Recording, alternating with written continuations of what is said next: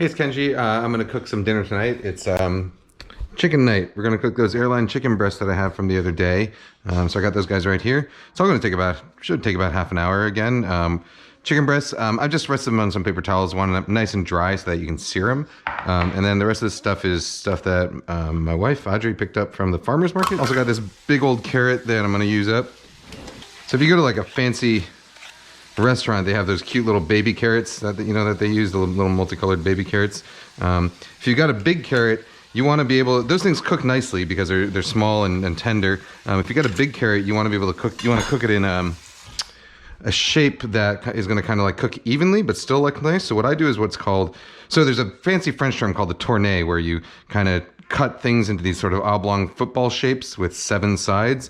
I do something called like what I call it, I don't know if it's really called a faux tourné, but I call it a faux tourné because it gives you similar looking pieces and size. So you do one cut, you rotate it a quarter turn, you do another cut like that, rotate another quarter turn, you do another cut, and you end up with these kind of little sort of weird triangular wedges. But by adjusting the thickness of your cut, you basically you can get like any size carrot you want, thick or thin. And you can do this cut and end up with pieces that are all sort of relatively the same size. That's enough carrot for the 3 of us, I think. Also got, you know what, I'll get a pot of water going here. Because we're gonna blanch a bunch of vegetables. This is going to be our blanching water. So blanching is a thing you do to green vegetables and other vegetables. In fact, I'm going to do this to, well, I'll start with the carrots. The carrots are going to go in while it's still cold because they're a little bit thicker. So it's fine to start them cold because you want them to kind of gradually come up to temperature so that they cook evenly throughout. Whereas if you just dumped them into boiling water, chances are they're going to be fine. But there's, you run the risk that they're going to get mushy on the outside before the insides are done. Snap peas. So to do these, what I do is so you take the top and you break it with your fingertip and you kind of push it forward and you pull it down one side and the string comes right out. See that? And then you do the same thing on the other side. And if no string comes out, that means that it's probably tender enough that it doesn't matter. So what we're gonna do is we're going to pan-sear those chicken breasts. We're going to saute some of these spring vegetables. We're gonna make a pan sauce, which is going to include these yummy morel mushrooms, which are a spring mushroom. You can get them at like Whole Foods and stuff, but they're wild. They're never hard. They aren't. They're not able to be cultivated, so they're wild. So they're generally a little pricey, but they're only around for like a couple months in the spring, early spring, and they are so delicious, especially for like sort of classic French dishes with a pan sauce or with a butter sauce. Let me show you what they look like here. We've got this lovely asparagus. So these are morels, and so they have all these little teeny tiny kind of nooks and crannies which are custom made for butter and sauce to soak into. So they're excellent in dishes like this. Oh, I did that thing on my shrimp video. I know I accidentally threw a shrimp shell in with the real shrimp and the shrimp part in with the shells, and I think I just did the same thing with my peas, but I caught myself this time. Something I frequently do. I remember once when I was a cook at my old fraternity house, which is one of my first cooking jobs. I was preparing dinner, and I made a whole, like a giant thing of chicken stock. Enough chicken to feed 40 people, and I made a stock out of all the carcasses. And it had been simmering there. I had been, dutifully skimming it. I had saved up my vegetable scraps. I was making this beautiful chicken stock that I was going to make soup out of the next day. And so I went over, I put my strainer in the sink, and then I dumped the chicken broth in, and I picked up the strainer. Oh, hey, little spider. I picked up the strainer, and I was like, yes, I got my stock. And then I realized in my hands was all like the chicken bones and and the used up vegetables, and the stock had just gone down the drain. All right, so now I'm just gonna cut these on a little bias like this. Oh, I don't know if I've plugged this knife before, but this is a Kan, K-A-N. They're a relatively new knife company. And when a cook has hit his or her 1-year anniversary, they get this knife as a gift. It's not like, on the super high end expensive expense-wise. I think it's somewhere between 150 and 200 bucks. But it's an excellent knife. I think it's really good knife for the money. All right, our carrots are boiling away. I'm actually going to throw some potatoes in there too. Boop. My bench scraper.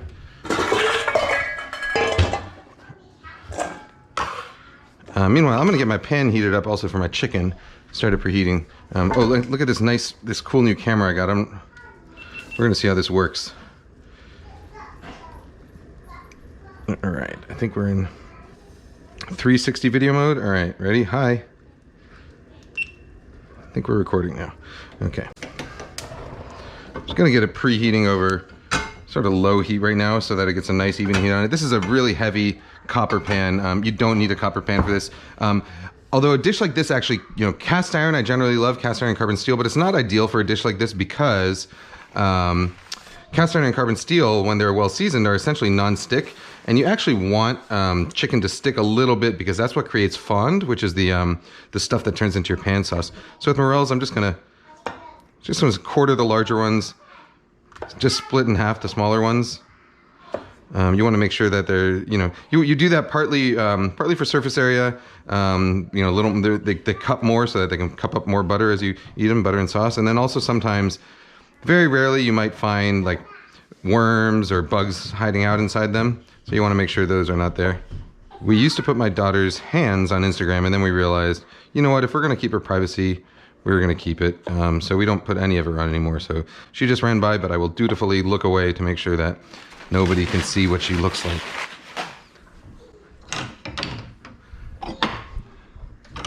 It's not because not because she's ugly. She looks like her mother. So. You don't have to peel your asparagus. That's sort of the theme of this channel, huh? You don't have to do this. I tend to find, especially with this big fat asparagus like this, the outer layers can get a little bit sort of fibrous. I once spent a couple days working at a restaurant, the restaurant of a rather famous chef who does videos on YouTube that get millions of views, and he's kind of angry all the time. At that restaurant that I spent a few days working at, they would take the asparagus, cut off literally just this top part, and then throw the rest of it away into the trash. And I remember I was working there, the first day I was there, and I was like, can we use those for staff meal or something? And someone looked at me like I was crazy and said there was no time. I didn't think that was very cool. So some people like to snap their asparagus like that, and they say it breaks naturally where it becomes fibrous. That's not true. You can break the asparagus wherever you want, depending on how you fold it. So if I fold it like this, it's going to snap right there. If I fold it like that, it's going to snap here. So which one is right? So I just kind of feel. I'm like, all right, that feels a little woody, so I'm going to cut that part off. The snapping thing, it works if you don't want to pull out a knife. That's fine. I'm going to cut these into little pieces about the same size as the snap peas. We're going to saute all these vegetables together and glaze them. If you're using store-bought stock, you want to go unsalted or low sodium if you can't find totally unsalted. Unsalted stock. And then the trick to making it more like homemade stock is to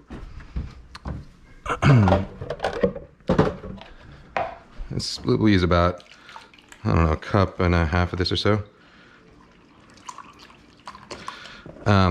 So the trick is to add this unflavored gelatin. You can buy it in packets. I buy it in bulk because I use a lot of it. But add unflavored gelatin to it, a couple tablespoons per cup. We're going to let that bloom. And so the thing is, when you make stock at home, when you make a really nice rich stock, or you go to a restaurant and you get a really nice rich stock, there's a lot of connective tissue in that chicken, collagen, that converts it to gelatin as it's boiled with water. And the gelatin is what gives a stock its rich texture and mouthfeel. Store-bought stocks don't actually have a ton of chicken in them, even the best ones, and so they generally don't have a lot of body. So they don't really work for pan sauces that well, sauces where you really need that sort of that texture to give them that sort of glossy richness and to really emulsify well. So your sauces come out kind of thin if you make them with store-bought stock.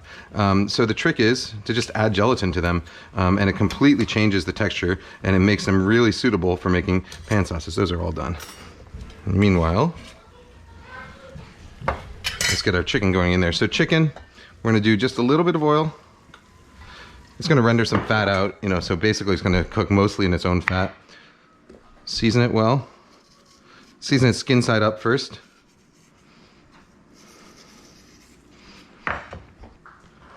Salt and pepper. Okay, and now got our oil going. Increase it to a little bit, slightly like medium heat. So the oil is shimmering, not like super hot, not like smoking hot, but just lightly shimmering, which is what we want. And then we're gonna lay it skin side down very gently. You don't wanna, you know, the pan is hot, but don't be afraid to get your hand close to it, because what happens is if you don't get your hand close enough when you're laying things into it, that's when you run into trouble, because you end up dropping it down and hot oil splashes up, and that's how you burn yourself. So I always say that a hot pan can sense fear. So you gotta make sure that you're not afraid of it. Same with when you're deep frying. You wanna lower your food gently into it and get your hand all the way down right above the surface. So that way, when you actually completely let it go, it doesn't splash back up and bite you. So that chicken we're just gonna let go on its own for a little while. The trick with chicken, skin-on chicken, is that when it's ready to release, it will release itself easily. If it's struggling at all to release, like if it's sticking to the pan at all, that means it's not ready to be turned yet. And what you're gonna end up with is kind of mangling the skin, which is not what you want. You don't want mangled skin chicken, right? All right, so now I'm gonna blanch my vegetables. Green vegetables. I'm just doing these all at once. If I was at a restaurant right now, I would probably do them one at a time, so that they were both perfectly cooked, but I'm not, so I won't.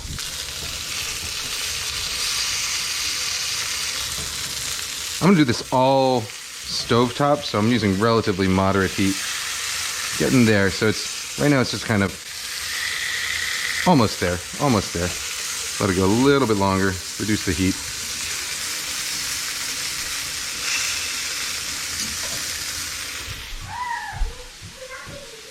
While it's upside down, we're gonna season that second side.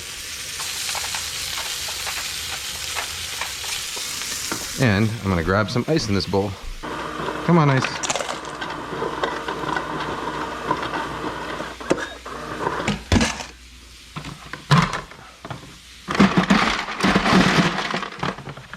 That ought to do it. Okay. Some water.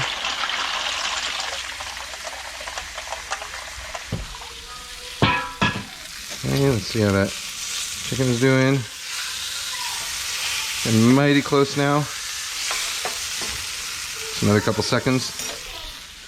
And I'm gonna get a strainer out for those. I don't know where my strainer went. I think probably my daughter was playing with it outside. Let's use a... What can I use? Here we go. Let's use that. All right, so on these vegetables, just about, like a minute. You want them to still be nice and crunchy and fresh. Spring vegetables are the best. Spring vegetables, like most spring vegetables, like asparagus, snap peas, English peas, they are at their best when they are just picked. So, if you're getting in the Peruvian stuff year round, you can get Peruvian asparagus year round or Mexican asparagus, and it's fine. But the difference between that and local asparagus that has just been picked and you're getting it the day it's been picked is like night and day, because the local stuff is still super, super sweet. Just sort of like, older varieties of corn, of sweet corn. The moment that they're picked, sugars start to convert to starches. And so they're at their sweetest right when they're picked, and they get progressively less and less sweet. Corn used to be that way, but most modern varieties of super sweet corn actually stay sweet for even after they're picked. So you can store modern corn in the refrigerator and bring it out, a week later, and it's still going to taste super, super sweet, which is remarkable, I think. One of the marvels of modern vegetable breeding. I mean, corn, I guess, is also one of the marvels of ancient vegetable breeding. It's been around a while. All right, let's flip that chicken over. Look at the color on that skin. I mean, nice and crispy. We're over moderately low heat right now, and now we are going to butter and baste. So a little bit of butter. Got these herbs. There's some rosemary and some thyme. Save a little bit for the garnish. And those two pretty things I'll save for the plate. Maybe I'll put the parsley in the vinaigrette for the salad. That's what I'll do.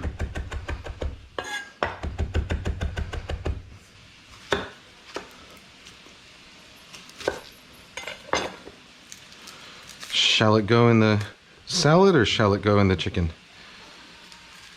It shall do both. All right, so this bottom piece we'll roughly chop it up. We'll go into that chicken pan. Oops, sorry, Shabu. And this other one, we will finely dice. Shallots you do just like onions, so cut them vertically like that. Give them a couple of horizontal cuts. And then you got large chunks like that, you can throw them into your chicken. And then, what time are we at right now? We're at 25 minutes. All right, this might be more like a 35-minute meal instead of a 30-minute meal, but I spent a lot of time dilly-dallying and blathering, right? You can excuse me.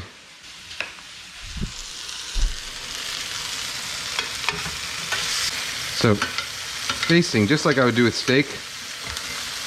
So a little bit of olive oil in there too. Just to up the volume a bit. So sizzling fat. Put the meat up on one side, tilt the pan towards you, and then spoon it over.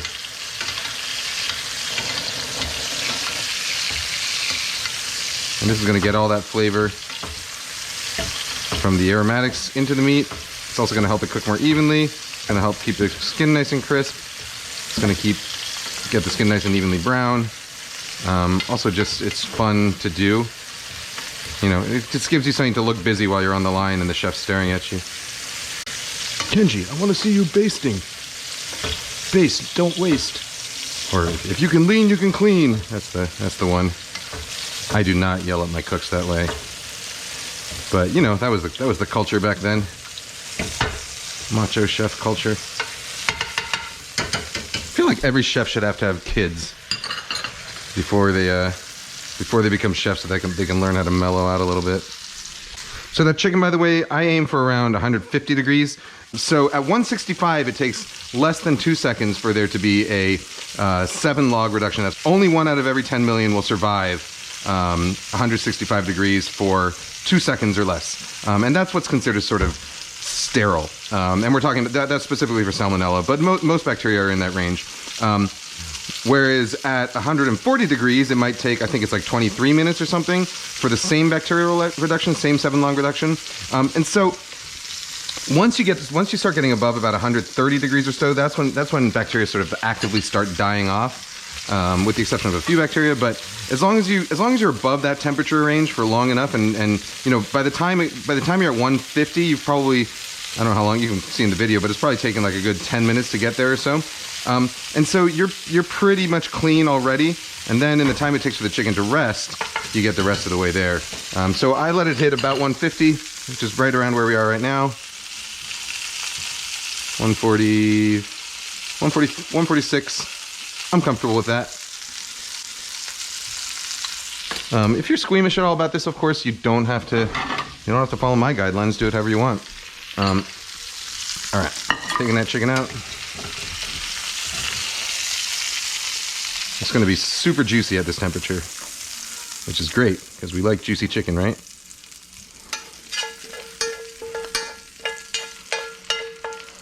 All right, I'm going to get rid of some of those spent aromatics, and then it's going to go in here is those morels.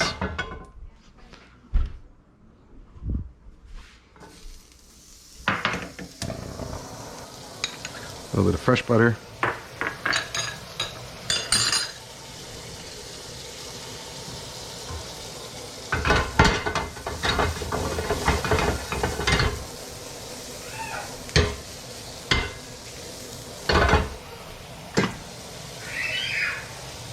A little bit of fresh olive oil. I'm not going to season these because there's probably quite a bit of salt left over in that pan from the chicken, and we're going to be making a sauce in the same pan, so I don't want to accidentally over season everything. All right, so they're getting nice and brown. I'm going to hit that with my herbs. If I had remembered to leave shallots left over, I would have done that too.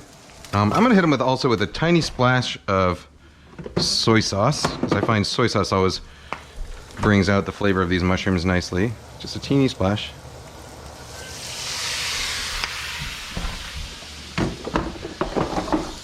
And then I've got this vermouth.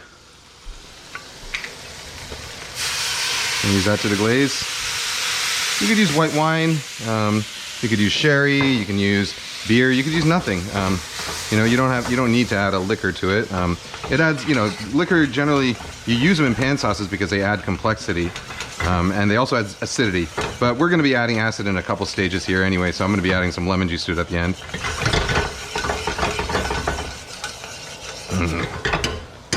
I'll put this over the hotter burner so that it reduces faster. All right, now here's that chicken stock with the gelatin in it. We're going to hit that in there. Don't think we're going to need all of it. We can throw our butter right in. And that's going to emulsify, and you'll see as it reduces, it's going to turn into a really nice, rich glaze.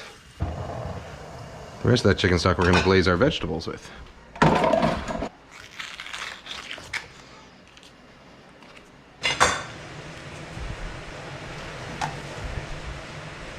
Oh, get a little mustard in there.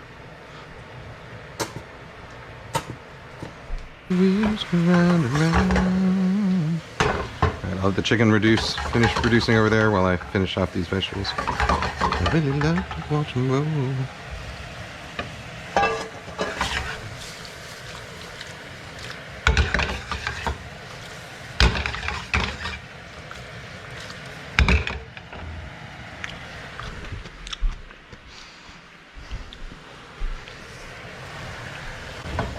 Alright, so now you see how thick this sauce is getting? This is what we call, well, in French there's a term called nappe, which means kind of like it's like when a sauce coats things, naps it. So this is what they're talking about when they say it should like coat the back of a spoon. We're almost at that stage, but yeah, here we go, just about there. So you see that, how rich and thick. It's so good. There we go. That's looking like a sauce.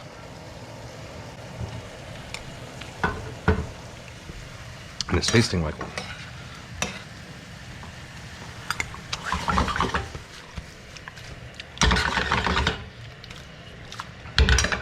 Alright, this is going to shut off. Those vegetables are going to finally finish reducing. I'm going to cut this chicken. So when we cut the chicken, we want to go at a bias, sharp knife.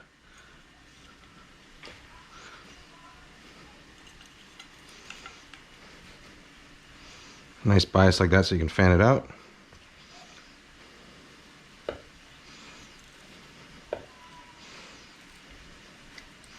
Let's see how we did on the internals. Ooh boy, look at how juicy that is. Can you see that? That's just like glistening. I would say we nailed that one. Now we're gonna plate it up all fancy like. Not too fancy.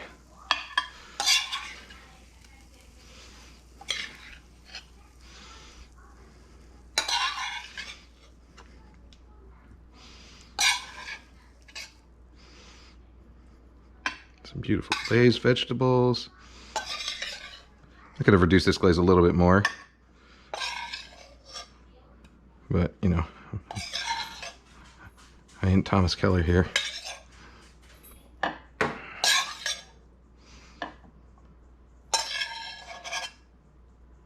So that's a reasonable amount of vegetables for a portion.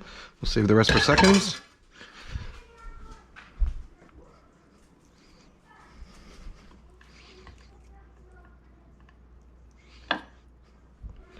Take this chicken.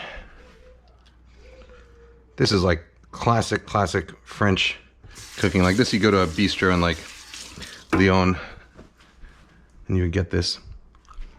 Or breasts. We had some wonderful chicken with glazed spring vegetables and breasts. I think it even had a morel sauce. All right.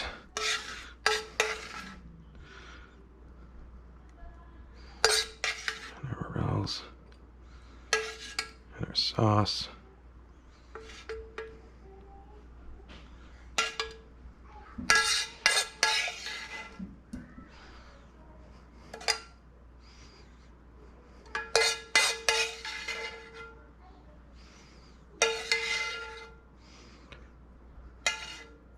Of course, you don't have to use morels. You can use, you know, this would be great with a mix of mushrooms like shiitake or cremini, or even plain old button mushrooms are just fine.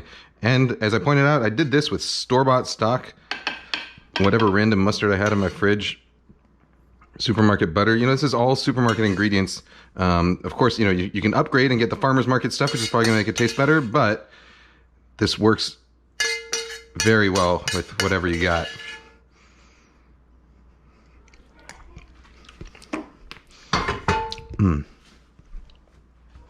So,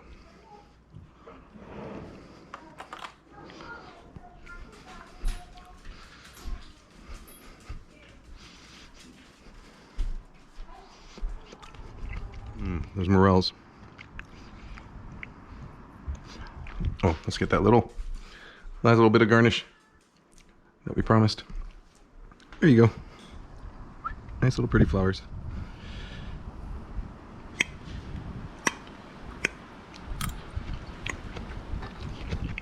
Audrey, ready for dinner?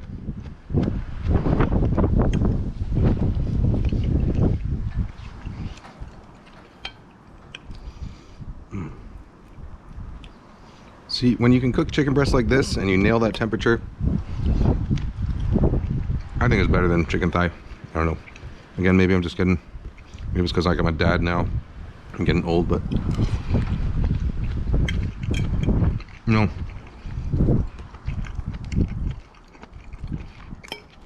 That was pretty hard to beat. All right, I'm gonna grab my family. We're gonna sit down and eat. Bye.